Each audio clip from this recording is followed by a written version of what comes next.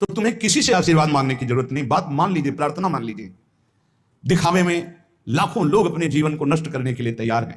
ये माया का ही तो दिखावा है जिसमें जन्म के जन्म हमारे नष्ट होते जा रहे हैं।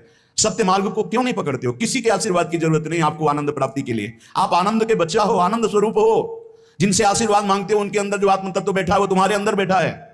वही संपूर्ण आनंद लिए तुम्हारे अंदर बैठा है। तुम्हें किसी से गिराने की जरूरत नहीं। बस तुम अपने स्वरूप को नहीं पहचान पा रहे हो, अपनी शक्ति को जागृत नहीं कर पा रहे हो, इसलिए तुम दौड़े घूम रहे हो। भागने की जरूरत नहीं है। सत्संग सुनो, उसे अपने आचरण में उतारो।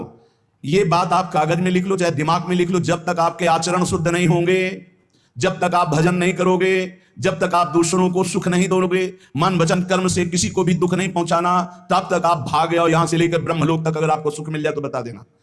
आप ब्रह्म गुणान लोकान पुनरावर्तिनो अर्जुन, यहां सुख मिलने वाला है। आप ब्रह्म स्तंभ पर्यंतम सर्वम मायामयम जगत, यहां सुख मिलने वाला है। अगर सुख सिंधु भगवान का भजन नहीं करेंगे, बैठ के अपने घर में बैठकर आधा घंटा भजन नहीं करेंगे, मारे घूम रहे हैं, सोच रहे हैं ये भगवान का अवतार है, हमारा कल्याण हो जाएगा। ए भाई, जब भगवान वास्तविक अवतार लिए और जो भजन नहीं किए उनका भी कल्याण नहीं हुआ।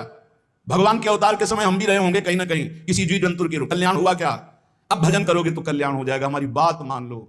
बार बार आपको कभी कड़वे शब्दों में, कभी मीठे शब्दों में बताते हैं। ए भाई, बचपन से भगवान के मार्ग में लगे हुए हैं। हमको अपना कर्म भोगना पड़ रहा है। जो शरीर रचना के समय रचा गया था वो सुखद या दुखद कर्म भोगना पड़ा। तो रामकृष्ण परमहंस जी के कैंसर था, भाई जी हनुमान प्रसाद पोद्दार जी के उदर में कैंसर था, बड़े बड़े महापुरुषों को भोगना पड़ा। तो प्रारब्ध को भोग लो।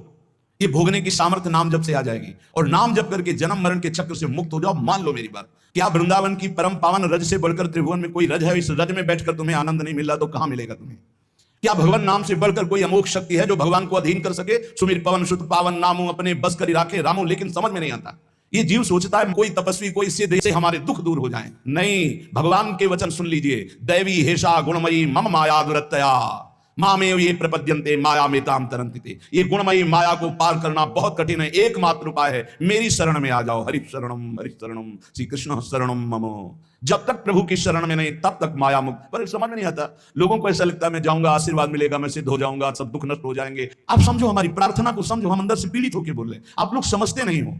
भगवान का भजन किए बिना कहीं भी भाग के चले जाओ, आपको शांति नहीं मिलेगी प्यारे। और घर में बैठकर यदि भजन करोगे तो घर तीर्थ हो जाएगा। घर में भगवान पधारेंगे, आप आनंदित हो जाओगे। संत संग का फल होता है भागना मिट जाना।